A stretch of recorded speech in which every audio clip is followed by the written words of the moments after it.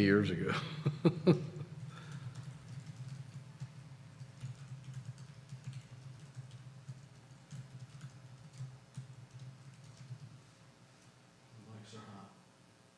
All right, viewers and listeners, we're going to rock and roll here in a matter of moments on the Jerry and Jerry Show. Take a look at whatever social media platform you're watching upon. Give it a like and a share. T-minus about 90 seconds to get cracking here. Give me the thumbs up when the group is live there, J-Dubs. YouTube and LinkedIn as well.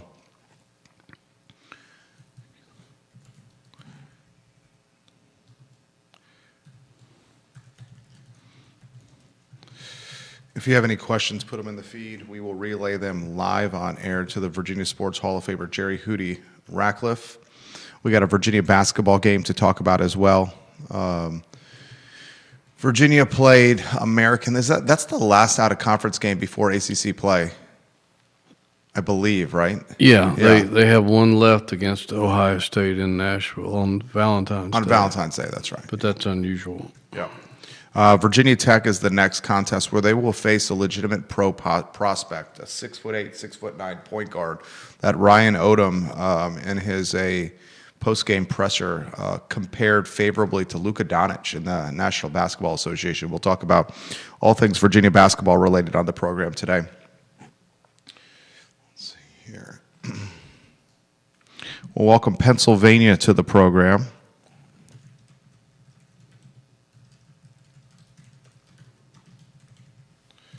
Howdy up there in PA. We'll welcome some folks in the Outer Banks to the show. And if you have a question, put them in the feed. We'll relay them live on air. James Madison, one of our favorite viewers and listeners in Mineral, Virginia, is watching the program. All right, Judah, we can rock and roll when you're ready. And then keep a eye for signals from me.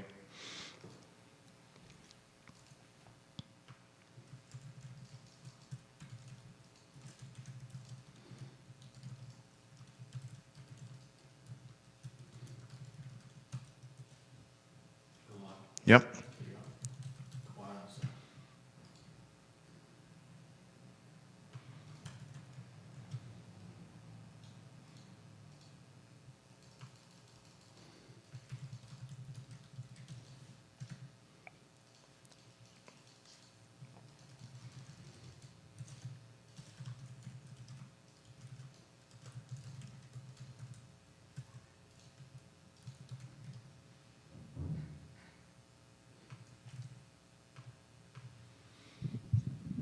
Welcome to the Jerry and Jerry Show. Thank you kindly for joining us. My name is Jerry Miller. It's a pleasure to connect with you guys through the I Love CVille network on a show that spotlights the Virginia Sports Hall of Famer, Jerry Hootie Ratcliffe, the namesake of JerryRatcliffe.com.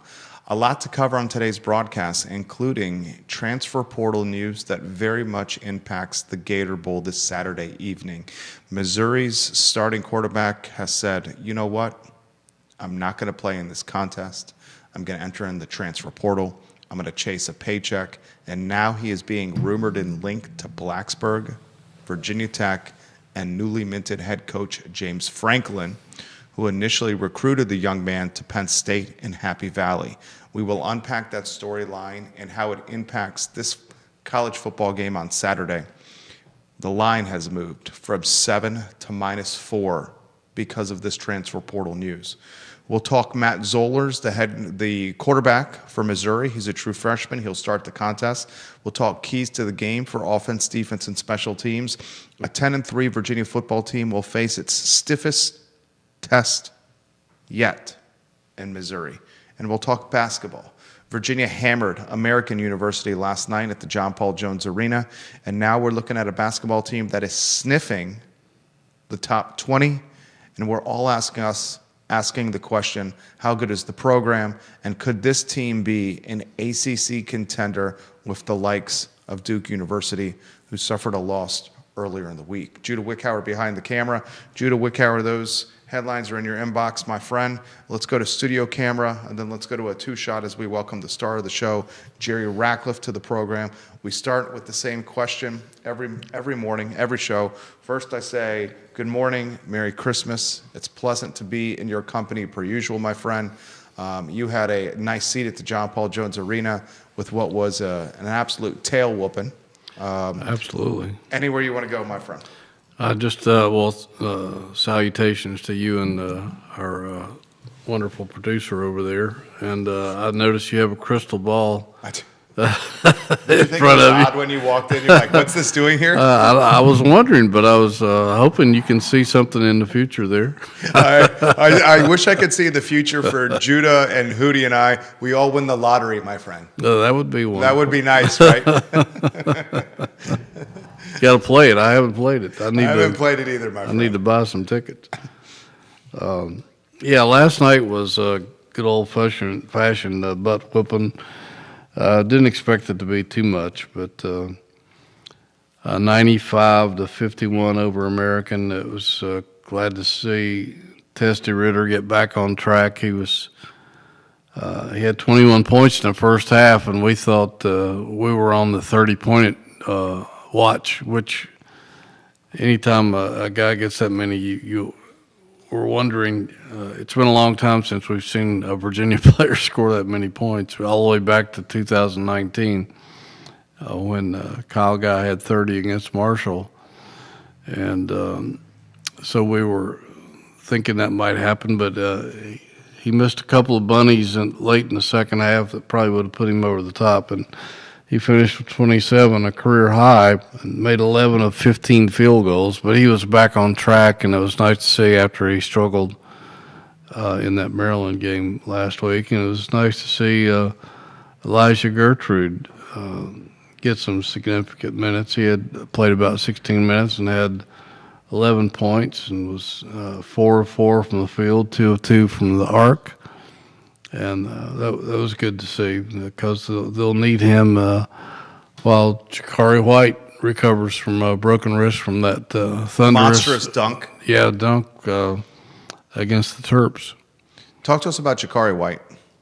What do we know about the injury? He's a key guy off the bench for this team. Yeah, I mean, I think he knew it immediately.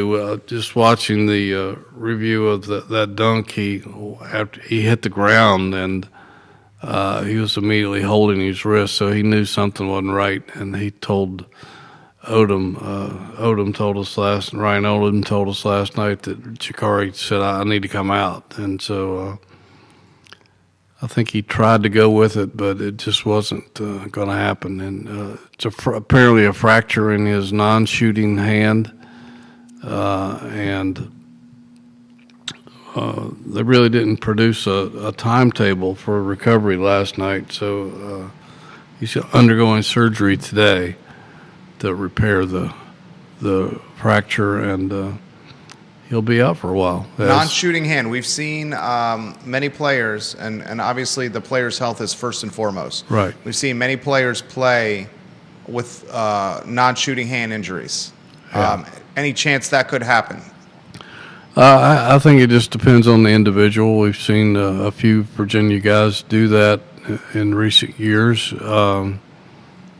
It affects your ability to catch the ball, and it bothers some people shooting, but it just depends on how guys can adapt and how much of a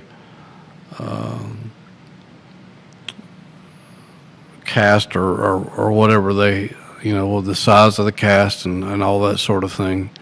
Usually it starts out big and gets smaller over weeks, and it's yet to be determined, so don't know.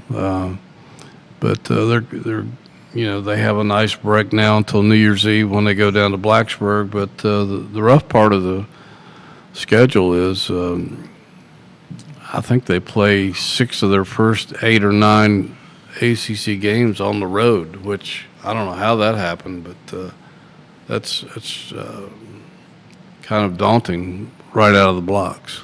How good is this team, Hootie? We got a team sniffing the top 20. We got a team that appears 9-10 players easily deep.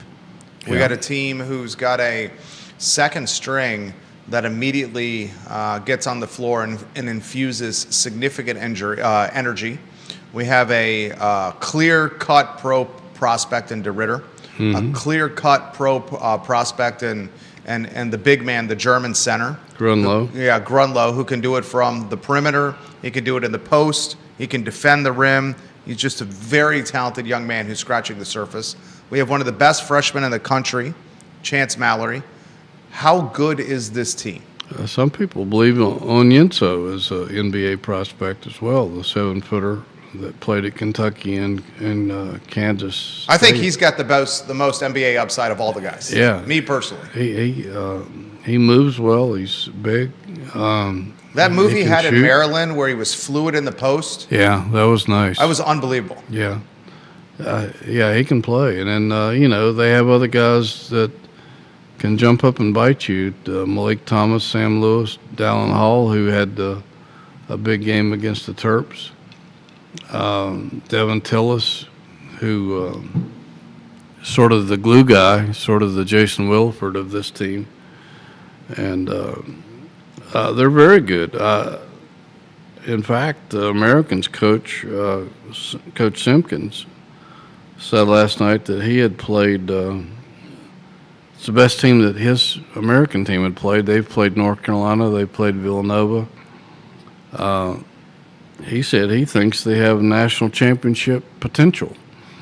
From his viewpoint, I don't know if I'd be ready to go there yet, but they've played a tough schedule. They haven't played a bunch of elite teams by any stretch, but I think this team has a lot of upside. I think they can be as good as they want to be, and barring injuries, I think they're just going to keep getting better and better because they're just now getting, I think, familiar with one another. 100%. This team is completely brand new, just now getting familiar with each other, and ACC basketball play is around the corner. Virginia Tech, a new team for the Hokies, led by a Greek freak of sorts. Yeah, that guy's for real. He's one of the better players in the ACC for sure, if not the country. And big guy, can do it all. And yeah, you're right. Ryan Odom compared him to Luka last night. So, you don't make those kind of comparisons if the guy's not really, really good. Very pleasant comparison to Luka Doncic. But the guy has got all the tools. 6'9", handles the rock, can shoot from downtown, breaks defenses down off the dribble, is able and capable of getting his teammates involved. Clearly a pro basketball player. Was projected to be, much like DeRitter and Grunlow, a second-round pick, European talent, goes to Virginia Tech for more exposure, obviously earning a lot of money. Yeah. Looking to up his draft stock, will flirt with the NBA draft following this season. This guy is as good a player as you will see in the Atlantic Coast Conference, save the Boozer, the young man in Durham, one of the Boozer twins. Yeah, Boozer's off to an unbelievable start. He's winning it seems like he wins ACC Player of the Week every week. Yeah, he's a beast. Or at least Rookie of the Week. But, yeah, he is a beast, no question about it. And I think DeRitter can be a beast as well. In fact, Odom even referred to him last night in that manner. And when he's got it going, he's almost impossible to stop. And one of the things that you and I have talked about on this show in the past, and it's really starting to go to the forefront, and American coach last night pointed it out too, is that a lot of the challengers for a national title, it's one or two guys, three maybe at the most, but Virginia's got so many different guys that can attack you in so many different ways, and that really makes them tough to guard. And when you're tough to guard, you have unlimited potential. 9-10 deep. Gertrude showed that he is capable off the bench. A lot of Gertrude's minutes were going to Jakari. Jakari's got the busted hand. We'll see how long he's on the shelf. Gertrude, sporting a fresh haircut or a new hairstyle, comes in and is explosive off the dribble and even hit a couple of buckets from downtown. The red flag with Gertrude up until this point is the jump shot. Is the jump shot capable enough? We know he has the talent, the athleticism, the leaping ability, the defensive ability. It was the jump shot. Last night he proved he could make some three-pointers. I think he finished 2 for 2. Now, granted, it's American. American is not an ACC opponent. We're going to know a lot more of this Virginia men's basketball team as they face the Virginia Tech Hokies in 8 days on New Year's Eve at 2 p.m. And Hootie's right. The schedule really starts to pick up for this top 25 basketball team. What are they, 21-1 poll, Virginia basketball? Yeah, in the AP poll, which is really the one that I think most people respect the most. But yeah, it was refreshing listening to Gertrude a little bit after the game last night. He came into the press room, first time I think he's been in there in a while, and he says it's just part of the process that, you know, Ryan Odom tells all the players to just be ready all the time because you never know when your number's going to get called, and they have a lot of confidence in him that he can come in when he has to, and he delivered. I think this Virginia team, and Hootie knows them as well as anyone. We're going to get to James Madison's comment here in a matter of moments as well. We'll get to your comments, viewers and listeners, including folks from the Panhandle of Florida. We got some folks in Ohio watching the program today, which I find unique. I think that's the first time I shouted out Ohio. Ryan Odom and this team are scoring a lot of points. Yeah. They are extremely deep. It's the antithesis of an offense that Tony Bennett ran. Frankly, I find it refreshing. It's no shade at all thrown at Coach Bennett, who is an idol in my book, and should have the court named after him.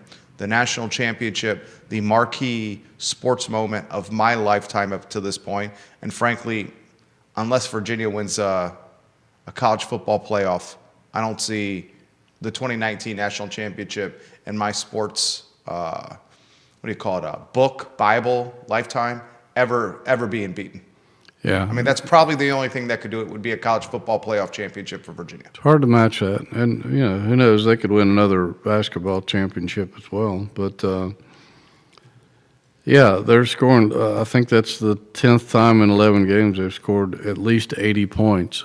And, I mean, my goodness, they were ahead 45-25 at the half last night, and Skint ended up scoring 50 in the second half. But 56 points in the paint, and they shot season high 62.3% and had 25 assists on 38 field goals. So that's a pretty nice ratio there. I've been chomping at the bit for Chance Mallory to enter the starting lineup, but I have to give Dalen Hall his flowers. Oh, he was good the other night against Maryland. Against Maryland, he was arguably the best player on the floor. Yeah. Yeah, he had 20 points and was really stepped up into a leadership role. And it was interesting to find out later that the players refer to him as Captain America, 'cause captain of the team. And he's the kind of guy that you like having your point guard to be. He's a complete player. He's just shown a lot of leadership, and Odom told us after that game that he has noticed more vocal leadership from Hall over the past few weeks, and which I don't think comes naturally to the guy. I think even though he is a leader, I don't think he's really the vocal kind of guy, but he's becoming the vocal kind of guy, and I think that's something maybe this team needed from a guy who's been around and seen it all. He appears to be the leader of this program. Yeah. It's interesting. The alpha dog doesn't have to be the best player. Right.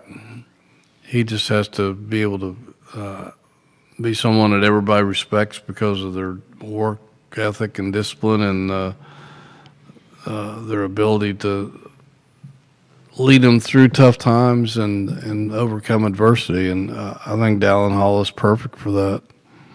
He's been really solid. You got Tim Hess giving us some props, Bob Shada giving us some props. Bob Shada, the vice mayor of Vivace Restaurant and the Prince of Birdwood. William McChesney, the mayor of McIntyre. Vanessa Parkhill, the Queen of Earlysville, as we dish out and handle out nicknames for our viewers and listeners. I over like here. those. I like those. Yeah, we got the Elmer's glue behind the camera, and Judah Wickower, and a He's man our who's glue guy. Yeah. and a man whose nickname is known Mid-Atlantic and East Coast wide, and Hootie Ratcliffe over here. Comments continue to come in. This is a comment from Ohio. Love the show, guys. Can Hootie offer any perspective on what happened with Chance Mallory against Maryland, why he came out, and if it's anything to be concerned about? I'm trying to remember exactly what happened. I think he just got roughed up a little bit, but it was nothing to be concerned about. I think that he banged his knee harder than expected. I don't think it turned out to be anything serious. He went back in the tunnel with Ethan Saliba, Virginia's magician of a athletic trainer. He's Legend. been there forever, and a wonderful person. And I think he just wanted to test it and make sure there was nothing that they needed to take further examination of, and it was okay. And he came back in the game, and he was fine last night. He was terrific. He played about 23 minutes, had 10 points, 5 of 6 from the field, 4 assists, 3 turnovers, and was solid. 5 rebounds. It's amazing how he rebounds. The Maryland game showed us Chance Mallory's grit and character, because the offense wasn't there. Yeah. But then he fills up the box score with extra possessions, steals, rebounds. Every loose ball on the floor. If you're in a scramble for a ball with Chance Mallory, a loose ball, you can forget it, because you're not going to get it away from him. He's like a pit bull. He embodies the saying that life is a fight for a knife in the mud. Yeah, good point. Okay. That's a great analogy. And right Chance Mallory is that. Yeah. And that's what life is all about. Fighting for a knife in the mud. And Mallory would get the knife every time. Every time. And that's why people love him. Yeah. And to be, almost 5 rebounds a game, and he's listed at 5'10", that's about as generous as it comes. Yeah. The 5'10" listing. Exactly. There's few players recently, Kyle Guy embodied this for me, that I just, connect with as a fan. Mm-hmm. And Kyle Guy embodied that because he's not the tallest guy. He's an overachiever. Fans can relate to people like that. That's why fans love Steph Curry. You can relate to a Steph Curry. It's tough to relate to a 6'10" guy when you're the average Joe or the average Jennifer. That's a good point. Chance Mallory, we can relate to. Exactly. We'd see him walking down the downtown mall, and obviously as fans, we'd be like, that's Chance Mallory. But the average Joe or Jennifer would be like, that's just an average Joe or Jennifer. Mm-hmm. It's absolutely unbelievable. Yeah. He's a great kid, too, and terrific parents, without question. And he's become such a fan favorite already. It's unbelievable. Sometimes it'll take guys at least a year or two, but he was incredibly popular from the get-go. And he's such an easygoing guy. He's just a good kid. You have comments coming in quickly for you, Hootie. Jeremy Wilson, who's watching in Cookeville, Tennessee, he says, our bench, our depth will separate us from most schools. So many weapons to put on the court. Where does the team stack up come ACC play? He's exactly right. And I haven't seen all the ACC teams. I haven't seen many of the ACC teams really yet at this point. I'm anxious to dive into that a little bit once football is behind us. But from my observations, I don't think there's anybody in the league as deep as this Virginia team is, and I think I think he's exactly right. I think it's what has separated Virginia from a lot of teams and what will continue to do so, because, I mean, they just come at you with so many guys that can score, and you never know from one night to the next who it's going to be. You know that DeRitter is most likely going to get his 15 or 20 points most nights, unless somebody's really focusing on shutting him down, or he's just having a bad game like he did against Maryland when he was 1 for 8. But the rest of that roster, I mean, any of those guys can jump up and bite you out of nowhere. And when they got Tillis back into the lineup, that made them even stronger. I mean, they were already good, and that gave them just another guy who can hurt you. And once they get Jakari back, and I don't think it'll be a long time. I mean, they're just the American coach was right. I mean, normally you got to watch out for 2 guys, maybe 3 at the most, but you got to watch out for everybody on this roster, because I mean, like we were talking, you know, Dallin Hall came up with 20 out of nowhere the other night when they needed it most, because some of the other guys were not producing the way that they might normally. But that seems to be the way it is night in and night out, that there's somebody who can jump up and get you. They had 5 guys in double figures last night and 2 more guys with 8 points. So that just seems to be the way it is. They've got so many guys who can shoot it and so many guys who can score. And so much height. They can go at you big. They can go at you small. They can mix it up. They got so many different rotations. I think he's got a really good team on his hands. I agree. There's pros, there's depth, there's defense, there's ball handling. I mean, we haven't even seen Malik Thomas scoring acumen, really. We've seen flashes. Your best scorer, all-around scorer, might be Malik Thomas, and he's been quiet. Yeah, I mean, he averaged about 20 a game. At San Fran. At San Fran last year, and he's come close to that number a few times early in the season, but he's usually getting his double figures or somewhere in that neighborhood, but he can come out of nowhere and kill you. Yeah. It's just, I can't wait to see what happens come ACC play. Obviously, we're excited here on the set of the Jerry and Jerry show.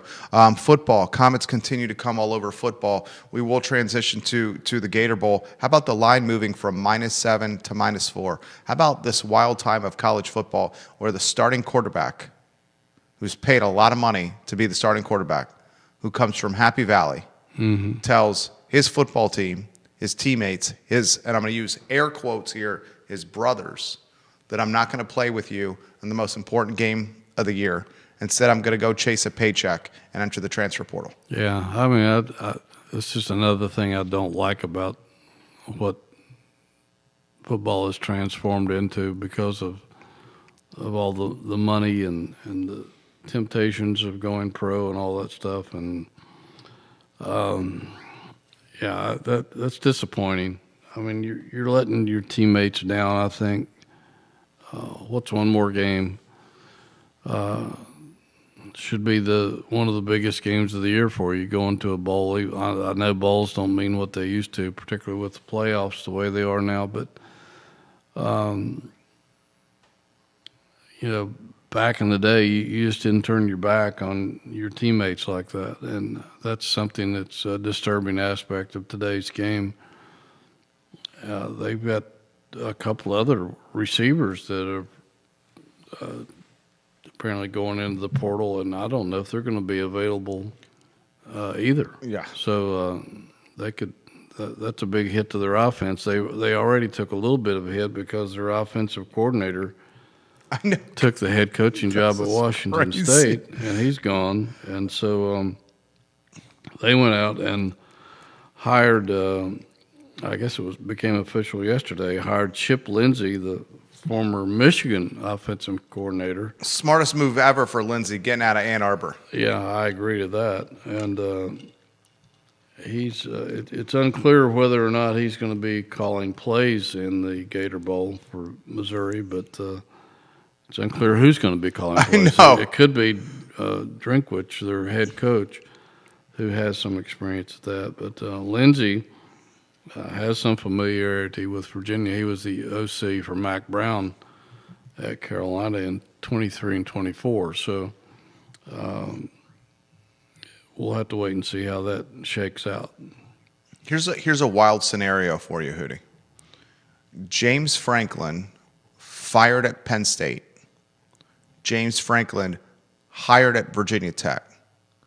James Franklin recruited, and you're going to have to help me with his name. Is it Pribula? Yeah, I think it's Pribula or Priblo. I'm not really sure. Bo Pribula. It's Pribula. Judah's the linguist over here. Yeah. I'm just a guy that can talk about basketball and football What do you here. think, Judah? I know Pribula. Pribula. I'm thinking Pribula. Okay, we're going to go with Judah here. Pribula. Yeah. Okay, thank you, Judah. Okay.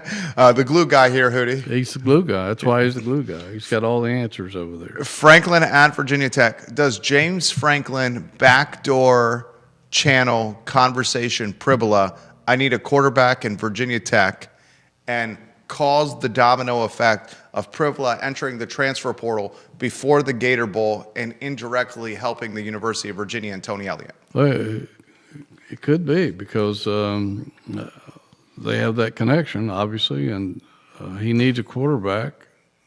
And some say that Pribula could demand as much as $2 million on the open market. So, and Tech has the money to spend now. So They got a $20 million anonymous donation. yeah, I would not be surprised to see him wearing orange and maroon pretty soon. Which would be wild if James Franklin hired at Virginia Tech, back-channeling Pribula, helps the University of Virginia in a Gator Bowl matchup against their stiffest competition yet. The line moved from -7, where it opened, ladies and gentlemen, to now -4 immediately after the Pribula news. Yeah, I'm sure that had a big impact because even though their backup is a true freshman, he did get some a few games in when Pribula went down earlier in the season. Pribula came back late after recovering, but the other kid was able to play in at least 3 games, I think, start 3 games and put up some decent numbers. So it's not like the cupboard is totally bare, but they're a highly successful running team. They led the SEC in rushing, which is not easy to do because that's a run-oriented league. And I think their tailback was the leading rusher in the SEC as well. So they're going to come in to the Gator Bowl and try to run the ball down Virginia's throats. And it's going to be up to Coach Rudd and his defense to try to limit that and make them throw the ball. Bobby Kohler watching the program, Troy Foster watching the program, Nancy Farrell Johnson giving us some props right now. I believe kin to you, Savannah Bowen, watching the program. Yes. The comments continue to come in. I will get to the comments, put them in the feed, viewers and listeners, and I will relay them live on air. I have a couple of questions. I saw one outlet linked Pribula to UVA. I saw that too. I don't know if there's anything to it or not, and we haven't been able to garner any comment about that, although we did talk to Tyler Jones, Virginia's GM, yesterday, and Justin Spiros, the assistant GM, about the war they're fighting right now with the portal opening January 2nd, I believe, and right now there's only one portal this year. Last year they had the one, and then they had another after spring ball. We don't have that this year, so everything's got to be done in a tighter period. And I checked yesterday. There's over 1,000 guys in the portal as we speak, and that number grows daily. And it was interesting listening to. We'll be doing an extensive story on that this week. But listening to those guys talk about it's almost hand-to-hand combat, and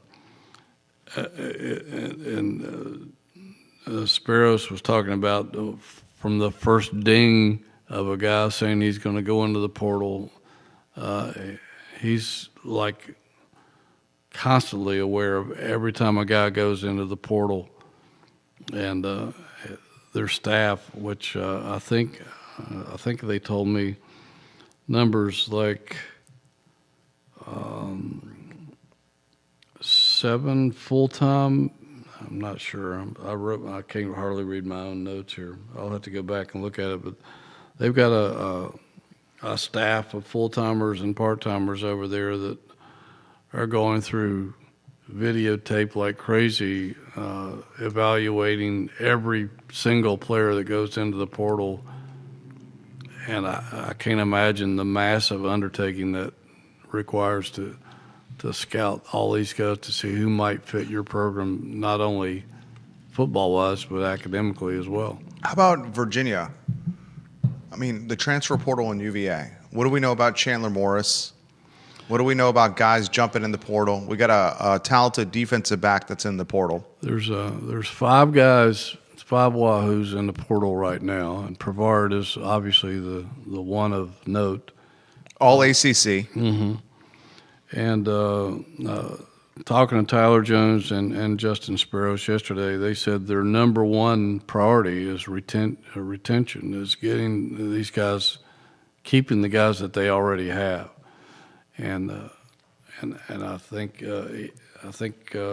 Jones mentioned during that time that some of these guys will actually probably take a pay cut to stay here because they like the culture so much and they like the way Tony Elliott runs a program and their brotherhood that they've established.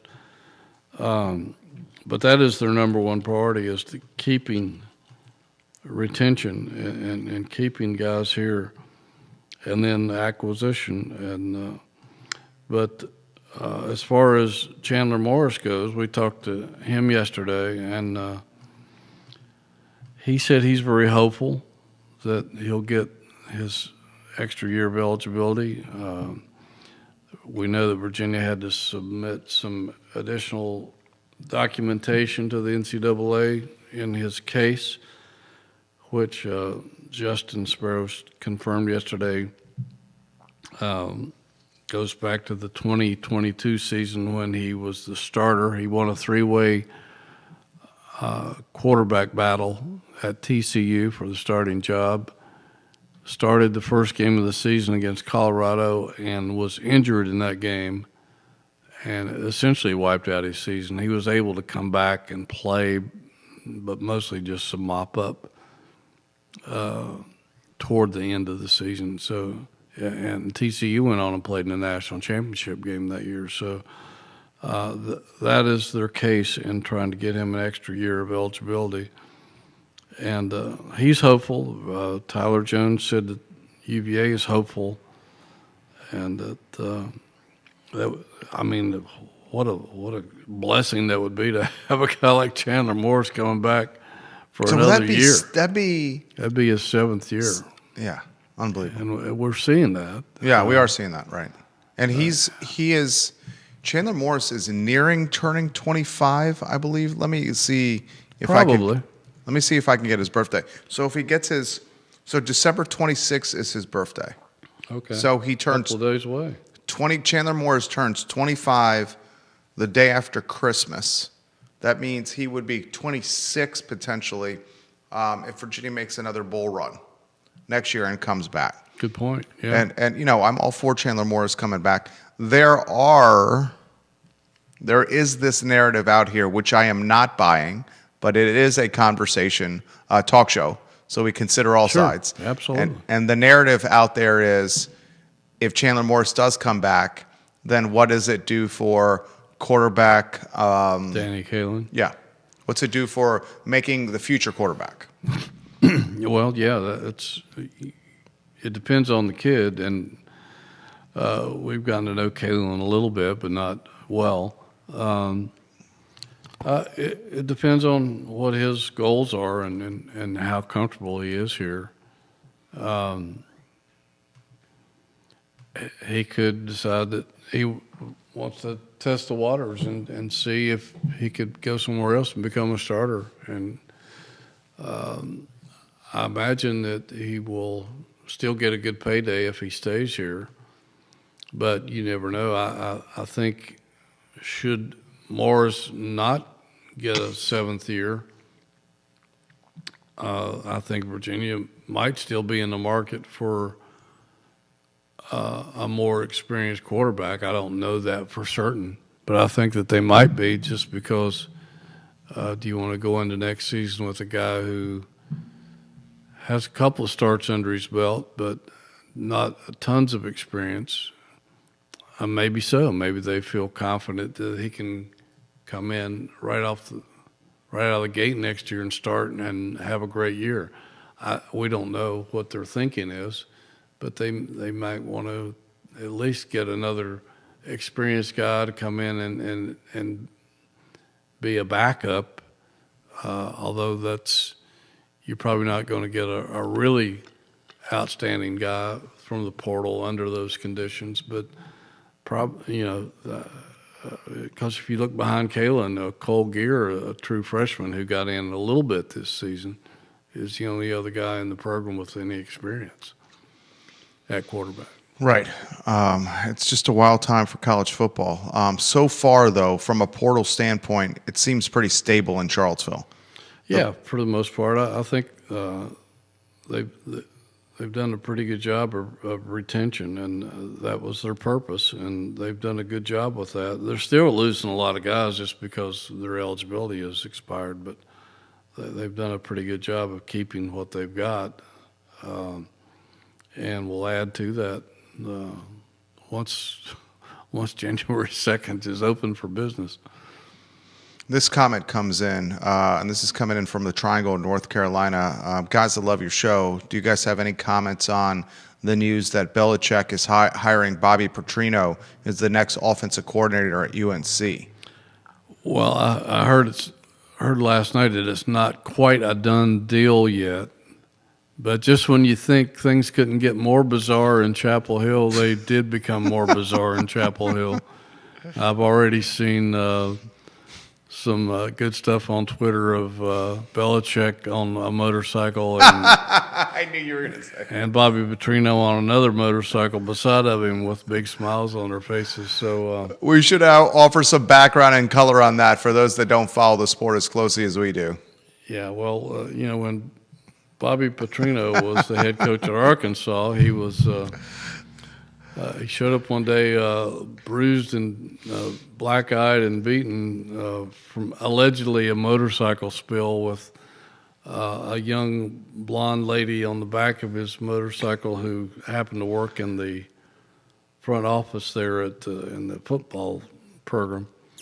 And that led to all kinds of innuendos and rumors. The biggest one that I was told by an Arkansas fan was that, who supposedly with inside knowledge, was that the black eye and bruises didn't come from a spill on the motorcycle, but that the girl was dating a state trooper who had his way with Bobby Petrino when he found it out. I don't know what's true and what's not, but that's the gossip. But Petrino has not been a very well-liked person wherever he's been. Talented football coach, though. Very talented football coach, very talented offensive mind. He didn't make any friends in Atlanta with the Falcons when he was the head coach there. Most people couldn't wait until he got out of town, and he didn't finish the season that year when he left. A couple of stints at Louisville and some bad taste in the mouth there, but he was back at Arkansas this year as the OC, and of course they had a coaching change. But so he's on the free market, and Could be down in Chapelville before we know it. Unbelievable. It's wild times. I mean, think of the off-season saga and drama and soap opera that's happened so far. The saga in Ann Arbor with their head coach. That gets more bizarre by the day. More bizarre by the day. Yeah. I mean, you're clearly dealing with someone who's unstable and unhinged. Yeah, somebody who's married with children and hitting on women All over the place. all over the world. Who some of them he had never even met. Yeah, through Instagram direct messages. Right. Including one OnlyFans model that he offered free season tickets for.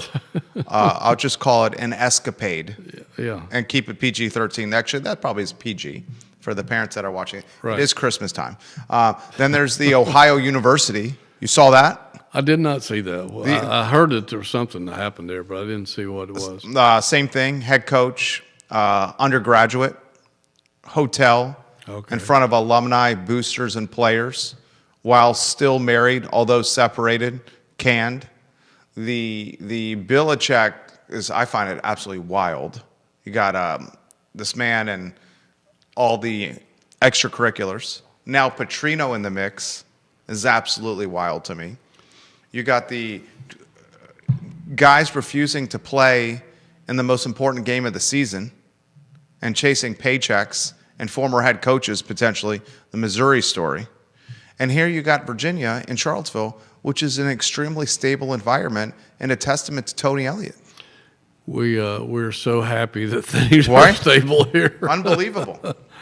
That's all sports writers and sports media people don't need, particularly at this time of the year, is more drama in the program other than just trying to win at their sport. So thank goodness for that. Jeremy in Tennessee says, and don't forget Notre Dame and how they acted with the college football playoff. Absolutely shameful, he says. Yeah, I was very disappointed in that. And, that had an impact on Virginia because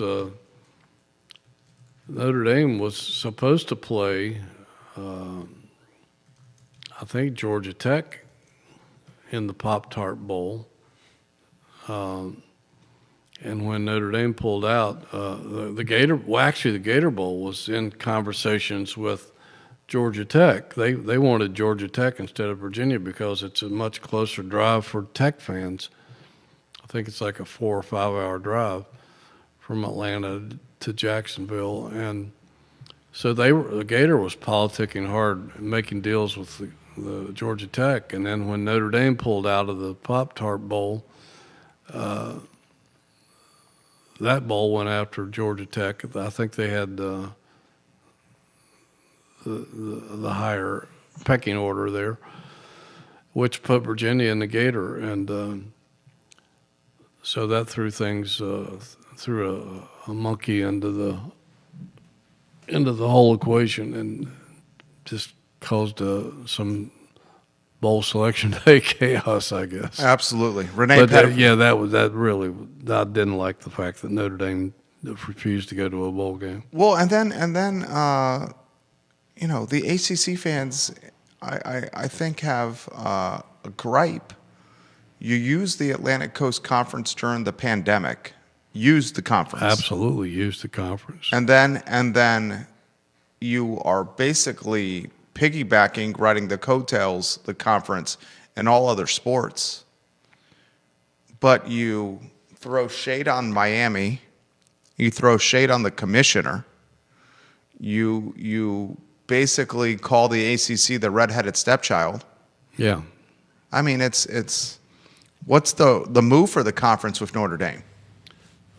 That's a good question. It would have been interesting to have been a fly on the wall in New York when Jim Phillips met with the Notre Dame AD this week to try to straighten out the situation. I don't know what was said from either party, but I think a lot of the ACC schools are kind of fed up with Notre Dame. They tried to influence the ACC to take Stanford and Cal in the expansion. A lot of the schools were against it, but they twisted some arms, and like you said, they took advantage of the playing in the ACC to win the conference during the COVID year, where they couldn't play the schedule, really. They wouldn't have not have been able to play, and they take full advantage of the ACC's bowl tie-ins. There's a lot of benefits from Notre Dame there by agreeing to play 5 ACC teams a year. And originally I thought it was a good idea, but I'm not so sure anymore that it is. And the ACC doesn't do well against Notre Dame in those matchups traditionally. It's given the Notre Dame a home for all of its other sports. And so at some point at the ACC, you got to wonder if anybody has enough stones to say become a full member, or we're going to dissolve our agreement. Wild times for sports. Comments have come in asking if you have any take on the new UVA president. I don't. I really don't follow that very strongly. You would probably be more qualified about that than I am. I've never met him. Somebody told me he's a good guy. I don't know. I wish him luck. But I really don't have any expertise in that area. But you might be free to comment on that because you follow it a lot closer than I do. Scott Beardsley, 3-term Darden School Dean. Yeah. 10th president at the University of Virginia. I was surprised at that. There's only been 10 presidents. Yeah, I was also at surprised. UVA. Absolutely. Yeah. About to start a 5.5-year term, and I guess the saga on the storyline is the appointment kind of in the bottom of the 9th inning by a Youngkin-appointed board of visitors that is not fully staffed the board. Spamberger's taking office in January, and she's already said she's going to nuclear bomb the board. So Virginia Democrats are throwing their hands in the air and saying foul, foul, foul, throwing the proverbial yellow hanky and penalty because they wanted to name the president, where the Republicans in Youngkin wanted to name the president before the board changed its ideology and its dynamic. So much like college football, my friend, with the drama and the chaos, it happens at the board of visitors and at the political level as well. Yeah, I've followed it from afar. I wouldn't say I've been closely tied to it, but I was aware that he'd been at Darden for quite a while and apparently has a good reputation. But again, I don't know him and don't know much about him, but wish him well. Yeah, absolutely. I wish him well, too. I think he's a fantastically talented candidate, and his resume speaks for itself. Great fundraiser. In the hopper for JerryRatcliffe.com. Well, it's all Gator Bowl the rest of the week and some follow-up on basketball, just from comments from the American coach and from Buzz Williams after the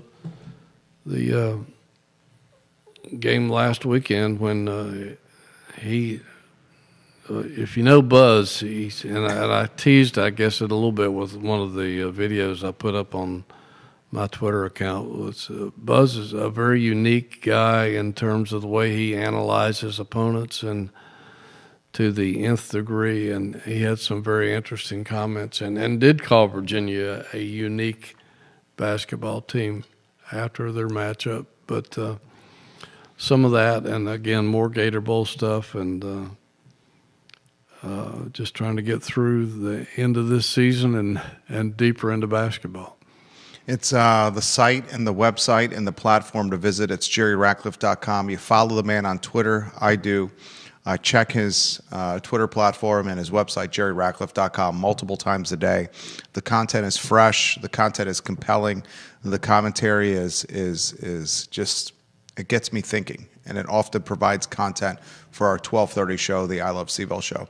He's a Virginia. It was interesting that we had some celebrities in the audience last night with Dawn Staley.